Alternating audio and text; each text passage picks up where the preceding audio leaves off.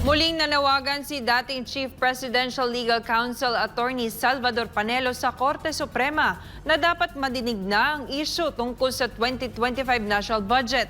Ito'y para matuldukan na raw ang questionabling pag-fill-in sa blank items sa isinagawang bicameral conference committee.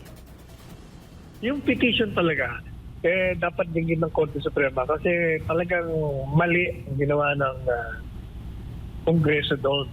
Dahil nag-fill in the blank sila. Hindi pa pwede yun. Hindi against the constitutional procedure of passing a law. Hindi pa pwedeng 2-3 tao lamang ang gagawa ng final draft na hindi dadaan mismo doon sa dalawang tangay. Kailangan lahat sila nagdidebate doon. Ani Panelo, magkakaroon talaga ng hindi magandang epekto sa Kamara kung hindi ito agad didinggin ng Korte Suprema. Mensahe niya sa Kamara. Baka pag hindi nyo inayos ang inyong pamamahala at tugunan nyo ang pangangailangan ng bansa, baka maagising na lang kayo. Either nakakulong kayo or wala na kayo sa posisyon.